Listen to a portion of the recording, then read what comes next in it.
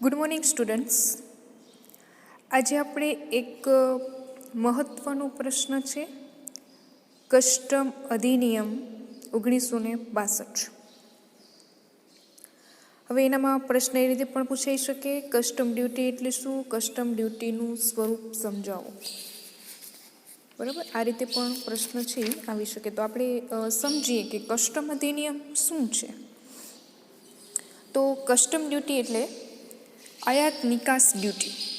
Custom duty એટલે શું કહી શકાય કે આયાત અને નિકાસ ડ્યુટી એ ભારતમાં જે માલ આયાત થતા માલ પર તથા ભારતમાંથી નિકાસ થતા માલ પર લેવામાં આવતી ડ્યુટી છે. જે માલ ભારતમાંથી બીજા દેશમાંથી ભારતમાં આવે છે અથવા તો ભારતમાંથી જ્યારે અન્ય દેશોની અંદર જાય છે ત્યારે જે ડ્યુટી લેવામાં આવે છે એ કસ્ટમ ડ્યુટી છે. હવે આપણને પ્રશ્ન થાય કે એનું નામ કસ્ટમ જ કેમ? તો જૂના જમાનાની અંદર જ્યારે વેપારીઓ એક દેશનો માલ બીજા દેશમાં વેચવા જતા ત્યારે તેઓ જે દેશમાં માલ વેચવા જાય એના રાજાને બક્ષિસ સ્વરૂપે એટલે ગિફ્ટ સ્વરૂપે કંઈક આપવાનો એક રિવાજ હતો. અને ધીમે ધીમે આ બક્ષિસ આપવાની પદ્ધતિને એક વૈદિક સ્વરૂપ આપવામાં આવ્યું કે જે મુજબ પરદેશથી માલ વેચવા આવેલા વેપારીઓ અમુક દરે ડ્યુટી અથવા તો જકાત આપવાની પદ્ધતિની શરૂઆત થાય છે અને પદ્ધતિ એક અમલમાં આવી. અને આમ એ આયાત જકાત લેવાની આ પદ્ધતિ રાજાને બક્ષિસ આપવાના જૂના રિવાજને કારણે અમલમાં આવી હોવાથી એનું નામ કસ્ટમ જકાત એવું પડ્યું છે. હવે તો કસ્ટમ એટલે કે આયાત નિકાસ જકાત નામ એટલું બધું પ્રચલિત બની ગયું છે કે કસ્ટમ એટલે કે રિવાજ એવો અર્થ લગભગ ભૂલાઈ ગયો છે. કે જ્યારે બીજા દેશના આપણે વેપાર કરવા જઈએ બીજા દેશમાં તો એ રાજાને આપતા હતા, તો હવે એના આધારિત કસ્ટમ નામ પડ્યું હતું. એ પણ હવે ભૂલાઈ ગયું છે. હવે આયાત જકાતના એટલે કે આયાત નિકાસ ઉપર જે જકાત છે એ જ પ્રચલિત બની ગયું છે. હવે આ કર બહુ જૂનો છે અને વેદના સમયથી એ લેવાતો હતો એવો ઉલ્લેખ છે, પરંતુ હાલમાં જે અર્થમાં કસ્ટમ ડ્યુટી આપણે સમજીએ છીએ તેને આધુનિક સ્વરૂપે બ્રિટિશ રાજ્યમાં થઈ છે અને એમને 1786માં બોર્ડ ઓફ રેવન્યુ કોલકાતામાં એની સ્થાપના કરી હતી. 1808માં નવા બોર્ડ ઓફ ટ્રેડની રચના કરવામાં આવી, પરંતુ સમગ્ર ભારતમાં એકસરખો ટેરિફ એક્ટ 1859ની અંદર દાખલ કરવામાં આવ્યો અને સામાન્ય ડ્યુટીનો દર 10% એવું નક્કી કરવામાં આવ્યું, જે 64ની અંદર એટલે કે 1864માં ઘટાડી 7.5% કરવામાં આવ્યો અને વખતો વખત એનામાં ફેરફારો જ થતા રહ્યા છે. અને જે મુખ્યત્વે કાપડ ઉદ્યોગ અંગે હતા એ 1778માં સી કસ્ટમ એક્ટ પસાર કરવામાં આવ્યો અને 1894માં કાપડ પર 5% આયાત જકાત દાખલ કરવામાં આવી. 1894ની અંદર 1894માં કાપડના માલ ઉપર 5%ની આયાત જકાત દાખલ કરવાની, કે જે માલ આયાત થાય એના ઉપર જકાત નાખવામાં આવે એટલે કે ડ્યુટી કસ્ટમ ડ્યુટી લેવામાં આવે. અને 1972માં લેન્ડ કસ્ટમ ડ્યુટી પસાર કરવામાં આવ્યું કે જેનો ઉદ્દેશ શું હતો, જમીન માર્ગે આવતા માલ ઉપર ડ્યુટી લેવાનો હતો. કે જે જમીનથી માલ એક જગ્યાએથી બીજી જગ્યાએ જાય છે તો એના ઉપર ડ્યુટી લેવાનો હતો. અને હવાઈ માર્ગે આવતા માલ પર ડ્યુટી લાદવા માટે ઇન્ડિયન એરક્રાફ્ટ એક્ટ 1911 છે એ પસાર કરવામાં આવે છે. પરંતુ સ્વાતંત્ર્ય પછી આ ત્રણેય કાયદો એકત્ર કરી એક જ નવો કાયદો બનાવવામાં આવ્યો, જે કસ્ટમ એક્ટ 1962નું પસાર કરવામાં આવેલું છે. આ ઉપરાંત આપણે કઈ કઈ વસ્તુ ઉપર ડ્યુટી છે એ લેવાની છે એનું વર્ગીકરણ કરવા માટે દરેક ડ્યુટીનું નક્કી કરવા માટે કસ્ટમ ટેરિફ એક્ટ 1975 પસાર કરવામાં આવ્યો. અને શરૂઆતમાં તો કસ્ટમ ડ્યુટીનો દર માત્ર કેટલો હતો, 5% હતો, 5%. પરંતુ આઝાદી પછી વિદેશી હુંડિયામણની અછત થઈ, કારણ કે આપણે ખબર છે કે આઝાદીના સમયની અંદર ઘણું બધું પછી જે ભારત છે ને એ પછાત તરફ આગળ વધી ગયું હતું. તો ભારતના ઉદ્યોગોને વિદેશી માલની હરીફાઈ સામે જો રક્ષણ મેળવવું, એના સામે ટકી રહેવું હોય તો એના માટે અને વિકાસ દેશનો વિકાસ થાય એના માટે નાણાં ઊભો કરવા માટેના ડ્યુટીનો જે દર છે ને એ વધતો ગયો. એટલે કે જે 5% દર હતો એના પછી એ દર છે એ વધતો જાય છે. નવા નવા પ્રકારની ડ્યુટી પણ એનામાં આવતી ગઈ એટલે કે લદાતી ગઈ અને આ ડ્યુટી વધીને 100% થઈ ગઈ, એટલે કે એક તબકે 200%થી 300% કસ્ટમ ડ્યુટી થઈ ગઈ. એટલે કે પ્રત્યક્ષ કરવેરા પણ સરકારે જે ઊંચા નક્કી કરે એના કારણે વખત વ્યક્તિની ₹100ની આવક ઉપર 97.50% જેટલો કર ભરવાનો થતો હતો. અને 1970-71માં કસ્ટમ આવક ₹524 કરોડ હતી, જે વધીને 1980-81માં 3,350 કરોડ થઈ ગઈ. 1999-93ની અંદર પણ વધીને 25,500 કરોડ થઈ ગઈ. બરાબર, 25,500 કરોડ થઈ. અને 2001-02ની અંદર 40,268 કરોડ થઈ, જ્યારે 2003-04ના બજેટ અંદાજ મુજબ 49,350 કરોડ જેટલી થઈ હતી. જ્યારે એક્સાઇઝ જકાતની આવક 2003-04ના અંદાજ મુજબ 96,791 કરોડની થઈ હતી. હવે આવા બધા ઘણા બધા ઊંચા દરને લીધે ઘણી બધી મુશ્કેલીઓ ઊભી થઈ. એટલે દાણચોરી, એવા બધા કૌભાંડો છે એ પણ વધતા ગયા. પરિણામે દરો, એટલે કે ઘણું બધું બધા દાણચોરી કરે, બરાબર, કારણ કે એના ઉપર જો એને ખબર છે કે માલ લઈ આવશું ને લઈ જશું તો અમને જકાત છે એ ઘણી બધી ભરવી પડશે. તો આવી બધી જે પરિસ્થિતિ છે દાણચોરીને એવી બધી વધતી ગઈ. તો 1991ની અંદર ઘટાડી અને 150%, 1992માં 110%, 93માં 85%, 94ની અંદર 65%, 95માં 50%, અને માર્ચ 1997માં એ દર છે 42%. માર્ચ 2008ની અંદર 38.5%, 2001માં ઘટાડીને 35%, માર્ચ 2002માં 30%, અને 1/3/2006થી ઘટાડીને 25% કરવામાં આવ્યો. અને વળી છેવટે દર ઘટાડીને 20%ની પણ જાહેરાત કરવામાં આવી છે. એટલે કે પછી જે દર છે એ દિવસે દિવસે શું થઈ જાય છે, ઘટતો જાય છે. તો આ બધી પરિસ્થિતિ જોવા મળે છે. હવે આપણે એક પ્રશ્ન છે કે કસ્ટમ એક્ટનું સ્વરૂપ. આ તમને આખી પ્રસ્તાવના આધારિત તેની થોડીક બધી વધારાની માહિતી હતી કઈ રીતના કસ્ટમ છે એ આવે છે. હવે ભારતની અંદર આયાત નિકાસ પર જે કસ્ટમ ડ્યુટી લેવાની હોય છે એના બે મુખ્ય આધારના કાયદાઓ છે. એક તો પેલું છે ધી કસ્ટમ એક્ટ 1962 અને બીજું ધી કસ્ટમ ટેરિફ એક્ટ 1975. તો બે કાયદાઓ છે, બે કાયદાઓને આધારિત હવે આપણે જોઈએ તો 1962નો કાયદો એ ભારતમાં કસ્ટમ ડ્યુટી ચાર્જ કરવા માટેનો એક મુખ્ય કાયદો હતો. તેમાં કુલ 17 પ્રકરણો હતા અને કુલ 161 કલમો હતી. તેની કલમ 12 એ ચાર્જિંગ કલમ છે, અને જે મુજબ કસ્ટમ ડ્યુટી લેવામાં આવે એમાં લખ્યું હતું કે આ કાયદામાં તત્કાલીન સમયમાં અમલમાં હોય એવા કસ્ટમ અન્ય કોઈ પણ કાયદાની નીચે અન્વયે જણાવ્યું એ સિવાય. હવે જ્યારે ભારતની આયાત કરેલ માલ ભારતમાં નિકાસ કરતા માલ પર કસ્ટમ લાદવામાં આવશે. હવે એના આધારિત 3 ઉદ્દેશો છે કે કસ્ટમ એક ઉદ્દેશનો ફક્ત કરવેરા ઉઘરાવીને નાણાં ઉઘરાવવાનું નથી, પણ એના 3 ઉદ્દેશો જોવા મળે છે. એ ઉદ્દેશોની અંદર પેલું છે કે કસ્ટમ ડ્યુટી દ્વારા જરૂરી નાણાં ઊભા કરવા. એટલે કે દેશની અંદર કસ્ટમ ડ્યુટી દ્વારા પણ એક નાણાં ઊભા કરવામાં આવે છે. બીજું કે ભારતમાં આયાત અને નિકાસનું નિયંત્રણ કરવું. હવે આ ડ્યુટી ભરવામાં આવે એના લીધે થોડુંક એના ઉપર નિયંત્રણ થઈ શકે. અને ત્રીજું હતું કે વિદેશના ઉત્પાદકો ભારતમાં પોતાનું માલ સસ્તે ભાવે ડમ્પિંગ કરે એના માટે ભારતના ઉદ્યોગોને રક્ષણ કરવું. એટલે કે ઘણા બધા જે બીજા દેશના લોકો આપણા દેશની અંદર જ્યારે માલને આધારિત વેચાણ કરે છે તો ભારતના એના સાથે ભારતના ઉદ્યોગોને પણ રક્ષણ મળવું જોઈએ. તો એના માટે આ 3 એના ઉદ્દેશો હતા.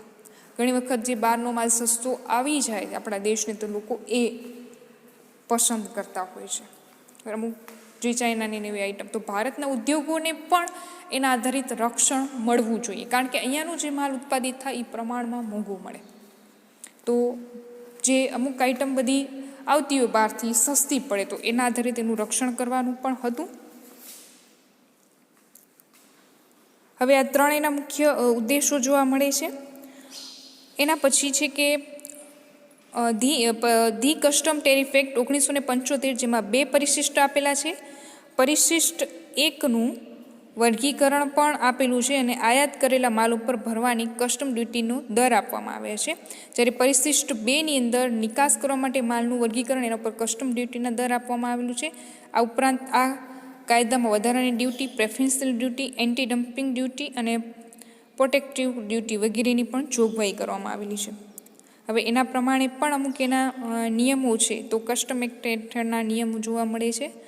તો 1962ના કાયદા મુજબ સેન્ટ્રલ બોર્ડ ઓફ એક્સાઇઝ કસ્ટમને કાયદાને હેતુને પાર પાડવા આ કાયદા સાથે સુસંગત એવા નિયમો ઘડવાની સત્તા છે. અને project import regulation 1986, custom house agent licence regulation 1984. તો આ નિયમો અને નિયમનો બંનેને કાયદાનું સમર્થન મળ્યું,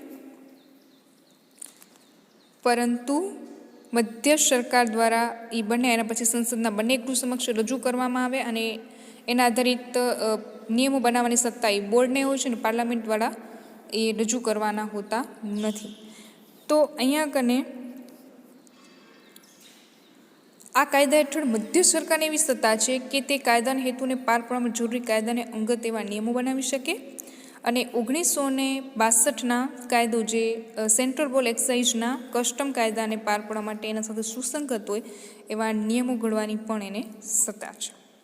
અને આ નિયમો ઘડવાની સત્તા મધ્ય સરકારની છે, નિયમો બનાવવાની સત્તા બોર્ડને છે.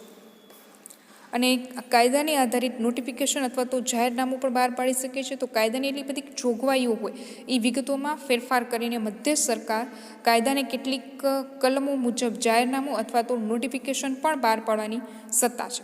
દાખલા તરીકે જોઈએ તો કલમ 25(1) હેઠળ મધ્ય સરકારની સત્તા છે કે અમુક પ્રકારના માલની આયાત જકાત કે નિકાસ માટે મુક્તિ આપી શકે છે. પછી બોર્ડના એવા પરિપત્રો પણ બહાર પાડી શકાય. તો કાયદાના અમલમાં લાવવા માટે કેટલાક બાબતોને સ્પષ્ટ કરવા માટે કાયદાની જોગવાઈઓનો અસરકારક અમલ થાય એવી બોર્ડને એવી સત્તા પણ આપવામાં આવી છે. અને તેના અધિકારીઓને એવા સૂચનો અને આદેશો પણ એ આપી શકે છે. એના માટે એ પરિપત્રો બહાર પાડશે અને અધિકારી દ્વારા એનું પાલન કરવાનું રહેશે. ઓકે સ્ટુડન્ટ્સ, તો એનું એક સ્વરૂપ આધારિત હતું, પણ તમને 1962નો જે કસ્ટમ ધારો છે એની વધારાની બધી માહિતી છે એનામાં આપવામાં આવેલી છે. પછી આપણે આગળના જે પ્રકરણની અંદર વ્યાખ્યાઓ હતી એવી જ રીતના અહીંયા પણ એક વ્યાખ્યાઓ આપેલી છે, જે વ્યાખ્યાઓ આપણા માટે મહત્ત્વની છે. પેલું છે એની અંદર વ્યાખ્યાની અંદર જોઈએ તો ડ્યુટી પાત્ર માલ. કોને આપણે ડ્યુટી પાત્ર માલ કહેશું? તો કલમ 214 જણાવ્યા મુજબ જે માલ પર ડ્યુટી ભરવાની હોય એને અને જેના ઉપર ડ્યુટી ભરવામાં આવી નથી એને ડ્યુટી પાત્ર આપણે માલ કહેશું. જે માલ પર ડ્યુટી ભરવાને પાત્ર છે અને જેના ઉપર ડ્યુટી ભરવામાં આવી નથી એ માલને જ શું કહેશું? ડ્યુટી પાત્ર માલ. એટલે કે આમ જ્યાં સુધી બંદર પરથી માલ મુક્ત ન થાય ત્યાં સુધી એને ડ્યુટી પાત્ર ગણાય છે. પરંતુ એકવાર તે માલની કંઈ જ નહીં ના દરે આકારણી પછી ડ્યુટી પાત્ર રહેતો નથી. એટલે કે જો કસ્ટમ ટેરિફ એક્ટમાં જણાવેલ ડ્યુટી દરમાં કોઈ માલ ફ્રી ગણવામાં આવ્યો હોય તો એ ડ્યુટી પાત્ર ગણાતો નથી. એટલે કે માલ છે જ્યાં સુધી બંદર પરથી મુક્ત ન થાય ત્યાં સુધી એ ડ્યુટી પાત્ર ગણાય. પણ એકવાર માલ કંઈ નહીં ના દરે આકારણી થઈ ગઈ એ પછી ડ્યુટી પાત્ર નથી રહેતું. બરાબર? અર્થાત કે ટેરિફ એક્ટની અંદર ડ્યુટી દરમાં કોઈ માલ મુક્ત એટલે કે ફ્રી ગણવામાં આવેલો હોય તો એ ડ્યુટી પાત્ર નથી રહેતો. પછી નિકાસ. તો નિકાસની અંદર કલમ 218 મુજબ નિકાસ એટલે કે તેના બધા જ વ્યાકરણીય પરિવર્તનો અને સમૂલનોની રજૂઆત સાથે ભારતમાંથી માલ ભારતની બહારની જગ્યાએ લઈ જાઓ. એટલે કે ભારતમાંથી માલ બીજી જગ્યાએ જાય છે વિદેશની અંદર. જ્યારે માલ ભારતનો પ્રાદેશિક જળ વિભાગ છોડે ત્યારે નિકાસ સંપૂર્ણ થયેલું. એટલે કે આપણો જે પ્રાદેશિક જ્યાંથી માલ કોઈ એક બંદરેથી જાય છે તો એ બંદરે જ્યારે છોડે છે એટલે કે દરિયાએ આગળ વધે છે ત્યારે નિકાસ થયેલો જ સંપૂર્ણ ગણાય. એકવાર ભારતની જળમર્યાદા છોડી દે, જેટલી ભારતની જળમર્યાદા છે કે આટલી સુધી ભારતનો એરિયો છે ત્યાંથી છોડી દે માલ, એટલે માલની માલિકી ખરીદનારની બને, એટલે એ માલ કેવો ગણાશે? નિકાસ સંપૂર્ણ થયેલ ગણાય છે. ઓકે, તો આ માટે ખાસ આના માટે 3 શરતો કઈ કઈ છે નિકાસ માટે? તો માલ ભારતની બહારની જગ્યાએ જવો જોઈએ, બીજું માલ ભારતનો પ્રાદેશિક જળ વિભાગને છોડવો જોઈએ, અને ત્રીજું કે માલની માલિકી ખરીદનારની બની જાય છે જ્યારે જળ વિભાગ છોડશે ત્યારે. એના પછીનો એક પોઈન્ટ છે નિકાસકાર. તો કોઈ પણ માલના સંદર્ભમાં તે માલ જ્યારે નિકાસ માટે દાખલ થાય ત્યારથી તેની ખરેખર નિકાસ થાય તે સમય દરમિયાન નિકાસમાં કોઈ પણ માલિક કે કોઈ પણ અન્ય શખ્સે પોતાનો નિકાસકાર તરીકે દેખાડ કરે એનો સમાવેશ થાય છે. એટલે કે અહીંયા કને શું હોય છે કે જે માલ નિકાસ માટે દાખલ થાય ત્યારથી નિકાસકાર કોણ છે તે દર્શાવે છે. અને એમાં બે પ્રકારના શખ્સનો સમાવેશ થાય છે, કે એનો માલિક અને બીજો શખ્સ પોતાને જે નિકાસકાર ગણાવે તે વ્યક્તિ. આમ નિકાસકારના માલનો કોઈ પણ માલિક કે નિકાસકાર તરીકે દેખાવ કરે એવા શખ્સનો પણ એનામાં સમાવેશ થાય છે, જેને એક્સપોર્ટર તરીકે પણ ઓળખી શકાય છે. એટલે કે આમ કલમ 220માં નિકાસકાર જે વ્યાખ્યા આપે છે કે માલ નિકાસ માટે દાખલ થાય, એટલે કે આયાત અને નિકાસ માટે જ્યારે દાખલ થાય છે જાય છે ત્યારથી નિકાસકાર કોણ કહેવાય એ દર્શાવેલું હોય, કે નિકાસ કરવાવાળો વ્યક્તિ કોણ છે. અને એમાં બે પ્રકારના શખ્સો, એક તો એનો માલિક અને બીજો કે જે શખ્સનો નિકાસકાર તરીકે ગણાવે છે, એટલે કે માલનો જ્યારે નિકાસ કરે છે તો એ બંનેનું ખાસ અહીંયા કને જોવામાં આવે છે. બરાબર. ત્રીજું એક છે કે માલ. તો માલની વ્યાખ્યામાં વાહનો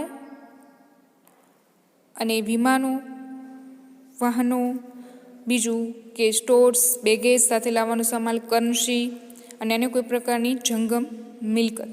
તો પણ એ વ્યાખ્યા તો જેમ કે માલ એટલે શું એનો કોઈ ઉલ્લેખ જ નથી, પણ કલમ 12માં એવું જણાવ્યું છે કે કસ્ટમ ડ્યુટી એટલે કે માલ પર લેવામાં આવે છે અને માલની વ્યાખ્યા જરૂરી છે, પરંતુ ઉપરની વ્યાખ્યાને સમજૂતી દર્શક નથી, એ સમાવેશી વ્યાખ્યા છે. જે 5 વસ્તુનો ઉલ્લેખ કર્યો પૈકી સુપ્રીમ કોર્ટે એવું કીધું કે અન્ય કોઈ પણ પ્રકારની જંગમ મિલકત શબ્દનો ઉપયોગ છે મહત્વનું, પણ એમાં બધી જ દ્રશ્ય મિલકતોનો સમાવેશ થઈ જાય છે. પછી જ બેગેજ સ્વરૂપે લાવવામાં આવે છે અને આયાત કરવામાં આવે છે. અને માલની શબ્દની સમજૂતી ખૂબ જ વિશાળ બનાવવામાં આવેલી છે. અને એના માટે આપણે 2 વસ્તુઓ માલ માટે જરૂરી છે. એક તો ખસેડી શકાય એવી જંગમ મિલકત હોવી જોઈએ, અને કોઈ પણ એ વસ્તુ જમીન માર્ગ, દરિયાઈ માર્ગ કે હવાઈ માર્ગે લઈ જઈ શકાય એ બાબત દર્શાવે છે, એટલે કે ખસેડી શકાય એ બતાવે છે માલની અંદર. તો માલ એટલે શું હોઈ શકે કે જે ખસેડી શકાય એવી કોઈ પણ જંગમ મિલકત, તો એ માલ તરીકે. ને કોઈ પણ વસ્તુ કે જેને આપણે જમીન માર્ગ છે અથવા તો દરિયાઈ માર્ગે અથવા તો હવાઈ માર્ગે આપણે એને લઈ જઈ શકીએ એવી બધી વસ્તુ, અને જે ખસેડી શકાય કે જેને એક જગ્યાએથી બીજી જગ્યાએ આપણે મૂકી શકીએ તો એને આપણે શું કહીશું? માલ. અને બીજું છે કે એ વસ્તુ વેચાણ પાત્ર હોવી જોઈએ, એટલે કે તેને વેચી શકાય એવી હોવી જોઈએ. દાખલા તરીકે કપડાને લગતી વસ્તુ છે, અથવા તો આપણે કહીશું કોસ્મેટિક વસ્તુ છે, ઇલેક્ટ્રોનિક વસ્તુ છે કે જેને આપણે એક જગ્યાએથી બીજી જગ્યાએ લઈ જઈ શકીએ છીએ અને જે વેચાણ પાત્ર બનતી હોય તો એનો બધાનો સમાવેશ માલમાં કરી શકાય. દાખલા તરીકે જમીન છે, જમીને આપણે ખસેડી નથી શકતા, હા એનું વેચાણ થઈ શકે, જમીનને આપણે ખસેડી નથી શકતા. મકાન છે એને ખસેડી નથી શકતા, તો એનો સમાવેશ છે એ માલમાં થતો નથી. ઓકે સ્ટુડન્ટ્સ, તો આજે એટલે સુધી આપણે રાખ્યું. હવે કાલે બીજા પ્રશ્નો સાથે મળશું. Thank you and take care.